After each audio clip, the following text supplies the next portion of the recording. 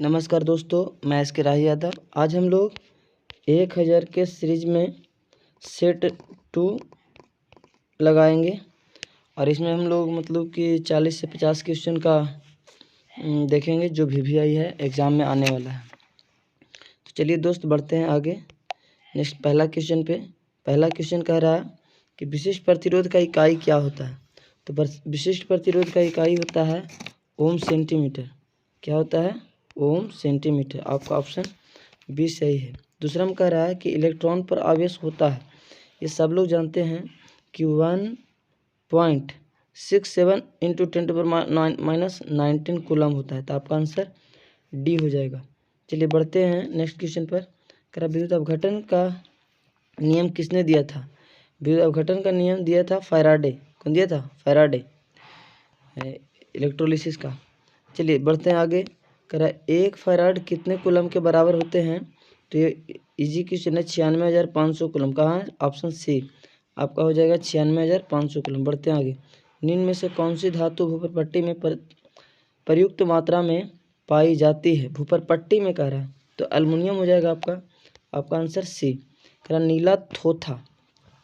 हम उस दिन बताए थे हरा थोथा बताए थे FeSO4 7H2। कहेगा हरा रहेगा तो फेरा दो फेरस सल्फेट, और कै दिन? 7 दिन 7H2। तो ये हो जाएगा नीला थोथा में आपका सी, कॉपर सल्फेट।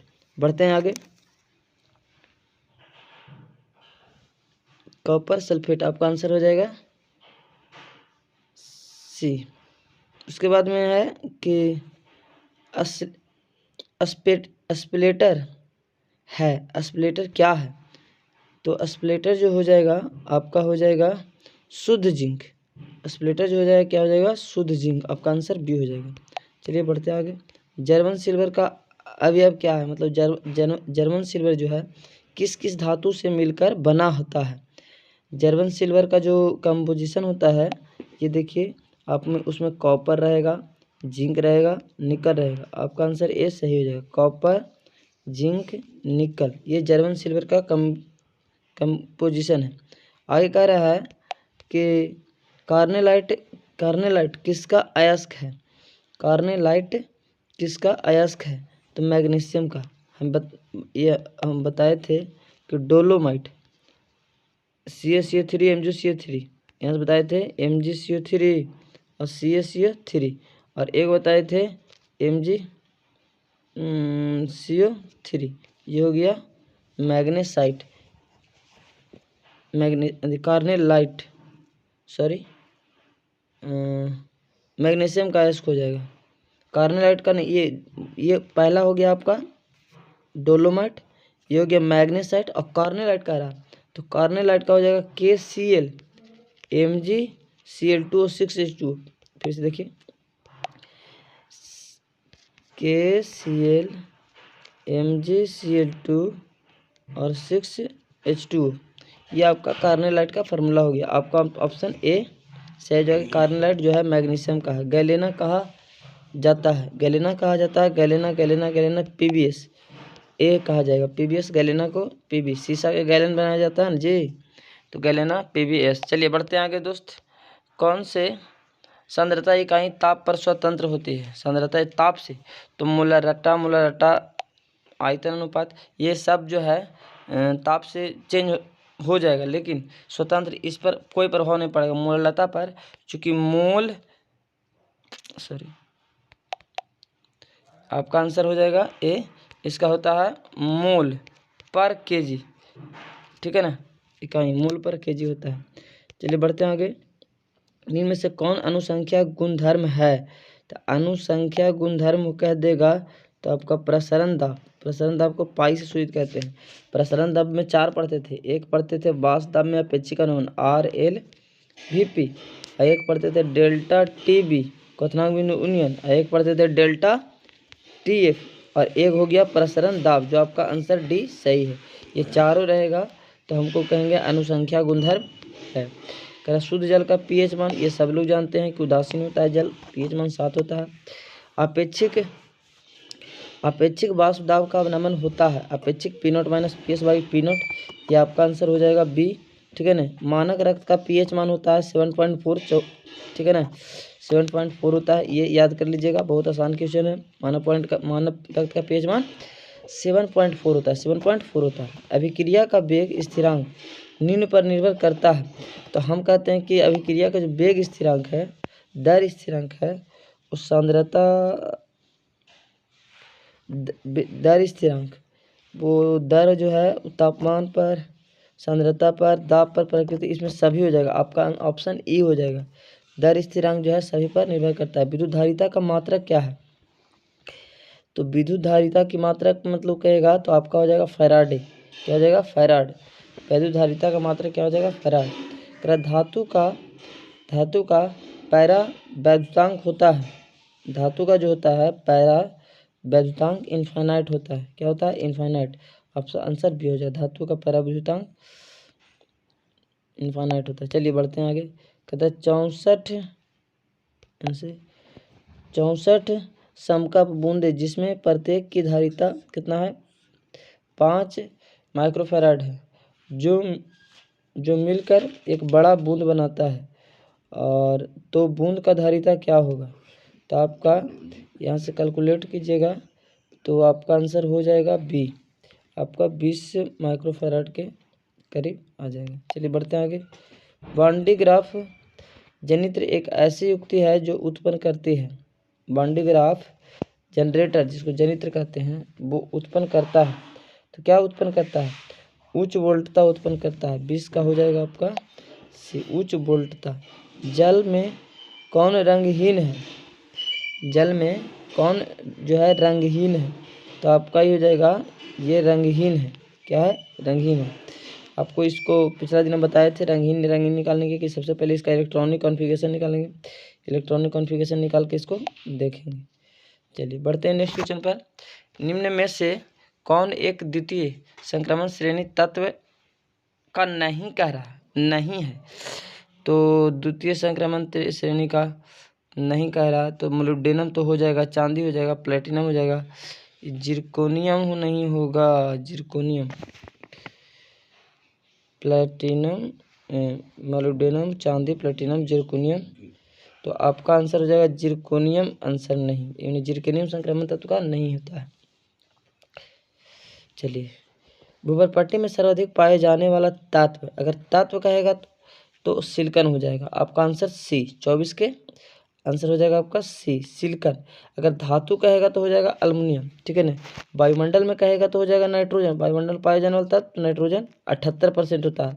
मनुष्य के शरीर में कहेगा तो ऑक्सीजन हो जाएगा, इसमें 64% होता है, 68% मनुष्य के शरीर में।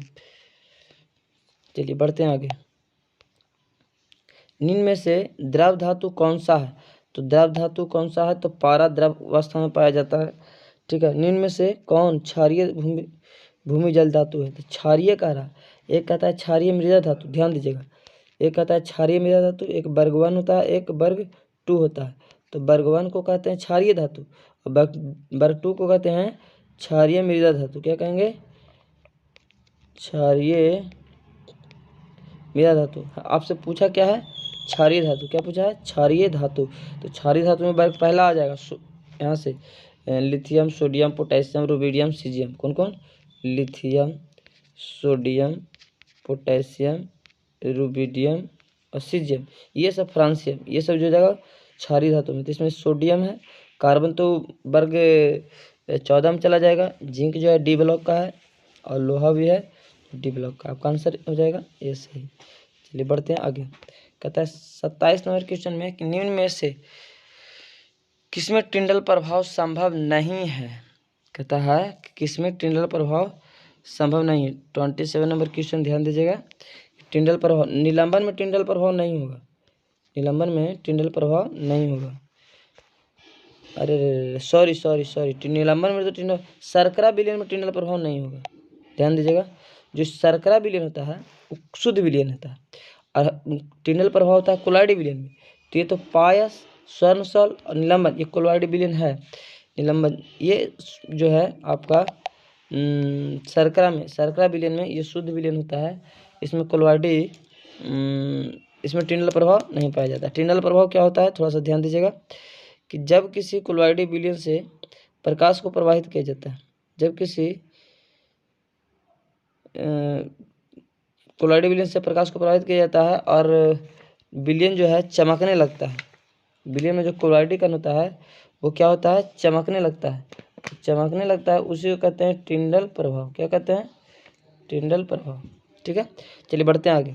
तेल को वसा में बदलने हेतु उत्प्रेरक उपयोग करते हैं, तो निकल का, निकल, प्लेटिनम, प्लेडियम, तीनों को ये डबल बॉन्ड से सिंगल बॉन्ड में करता है, डबल बॉन्ड से सिंगल बॉन्ड में करता है जब हाइड्रोजन डाल करके करते हैं तो। चलिए बढ़ते हैं आगे। कहता है निम्न में से 29 नंबर क्वेश्चन देखिएगा, निम्न में से धनावेशित सॉल्ट का उदाहरण है, निम्न में से धनावेशित सॉल्ट का उदाहरण है, तो ये हो जाएगा धनावेशित सॉल्ट जिलेटिन। क्या हो जाएगा, जिलेटिन। बढ़ते हैं आगे। ठोस में द्रव परिक्षेपित कोलॉइडी, 30 नंबर देखिए, ठोस में द्रव परिक्षेपित कोलॉइडी तंत्र कहलाता है, ठोस में परिक्षेपित कोलॉइड तंत्र कहलाता है। ठोस में जो है द्रव परिक्षेपित कोलॉइड कहलाएगा आपका जेल। ठीक है ना। अगर चैनल पे नए दोस्तों तो चैनल को सब्सक्राइब कर ले, और ये राही केमिस्ट्री क्लासेस जो चैनल है उसे भी सब्सक्राइब कर ले, उसको भी थोड़ा सा मोटिवेट करे। उस पर थोड़ा सब्जेक्टिव क्वेश्चन डाला जा रहा है, देखिए आप लोग। करें H2SO4 है तो अम्ल है, क्षार है, भस्म है, क्या है, तो ये हो जाएगा अम्ल है। ठीक है ना। H2SO4 क्या है, अम्ल है। 31 का क्वेश्चन हो जाएगा A, H2 सल्फ्यूरिक अम्ल। निम्न में कौन हाइड्रोजन बंध नहीं बनाता है, तो हम पिछला दिन ही बताए थे कि हाइड्रोजन बंध बनाने के लिए नाइट्रोजन होना चाहिए, ऑक्सीजन होना चाहिए और फ्लोरीन होना चाहिए। ये तीनों को हाइड्रोजन के साथ होना चाहिए, तो फ्लोरीन है, नाइट्रोजन है और ऑक्सीजन भी है। ये HCl नहीं है, यहाँ पर HF होगा। ठीक है ना, HF3 लिख दिया है, यहाँ पे HF होगा। ठीक है, ये HCl जो है हाइड्रोजन बॉन्ड नहीं बनाता है। चलिए बढ़ते हैं आगे। 32 का C हो जाएगा। निम्न में से कौन सी धातु प्राकृतिक में मुक्त अवस्था में पाया जाता है, तो सोना जो होगा कि रिएक्शन कभी कर भी नहीं करता है। ठीक है ना, मुक्त अवस्था में पाया जाता है। C6H5 कौन सा पदार्थ है, तो बेंजीन का सूत्र हो गया। C6H5 जो हो गया, क्या हो गया, बेंजीन हो गया। और बेंजीन जो है कैसा है, तो बेंजीन हम बताए थे कि अनुचुंबकीय, चुंबकीय गुण, ठोस में जब गुण बताए थे तो चुंबकीय गुण, ध्यान दीजिएगा थोड़ा सा, ये बहुत इंपॉर्टेंट क्वेश्चन है। चुंबकीय गुण, तो चुंबकीय में एक अनुचुंबकीय होता है, एक प्रतिचुंबकीय होता है। अनुचुंबकीय होता है एक, प्रतिचुंबकीय, लौह चुंबकीय एक, फेरी लौह चुंबकीय। तो अणु में आकर्षण कम होता है। ठीक है ना, तो अणु में आकर्षण कम होता है, जिसमें क्या होता है, कॉपर प्लस होता है, जिंक प्लस होता है। ठीक है, और प्रतिचुंबकीय में होता है सब कंपाउंड। ठीक है ना, जितना भी तरह के कंपाउंड होते हैं वो होते हैं। ये प्रतिचुंबकीय होगा, जितना भी कंपाउंड प्रतिचुंबकीय होगा। और लोहा में फेरस कोबाल्ट निकल, लौह चुंबकीय हो जाएगा, प्रति लौह चुंबकीय में मैग्नीज ऑक्साइड हो जाएगा। ठीक है, चलिए बढ़ते हैं आगे। N2O में सोडियम का उपसंयोजन संख्या, 35 नंबर क्वेश्चन देखिएगा। N2O में, तो N2O में सोडियम का, तो सोडियम का उपसंयोजन संख्या 4 हो जाएगा। ठीक है, पिछला सीरीज में भी आया था। निम्न में से कौन सा अक्रिस्टलीय ठोस है, अक्रिस्टलीय ठोस है, कौन जो है अक्रिस्टलीय है, तो ग्रेफाइट तो हो जाएगा क्रिस्टलीय, और क्रिस्टलीय में 7 हो जाएगा। क्वार्टज ग्लास हो जाएगा, ये क्वार्टज ग्लास, अगर खाली क्वार्टज रहता तो क्रिस्टलीय, लेकिन क्वार्टज ग्लास लगा दिया तो अक्रिस्टलीय। चलिए आगे बढ़ते हैं। आगे कहा ओलियम का सूत्र है, तो ओलियम का सूत्र होता है H2S2O7। ये हम लोग पढ़ते हैं संपर्क विधि में, पढ़ते हैं ओलियम बनता है, तो उसके बाद में सल्फ्यूरिक अम्ल डालते हैं तब उसमें सल्फ्यूरिक अम्ल बनता है। चलिए जलांशन करते हैं इसका, तो बनता है आगे कहता है 38 नंबर क्वेश्चन कि निम्न में से कौन दुर्बलतम लिगैंड का उदाहरण है। दुर्बलतम लिगैंड मतलब कहेगा तो दुर्बल लिगैंड में क्लोरीन हो जाएगा। क्या हो जाएगा, क्लोरीन। ऐसे OH भी दुर्बल लिगैंड है, लेकिन सबसे दुर्बलतम का दिया तो क्लोरीन हो जाएगा। मजबूत में कहेगा तो साइनाइड, NH3 और CO हो जाएगा। कह रहा पोटास एलम उदाहरण है, तो पोटास एलम जो है ये जो है दिक लवण है। C आंसर हो जाएगा आपका, दिक लवण है। 39 नंबर क्वेश्चन का C हो जाएगा। क्या हो जाएगा, C। पोटास एलम जो है दिक लवण है, उसमें 2 सेंटीमीटर एटम पाया जाता है। पोटास एलम कहने का मतलब फिटकरी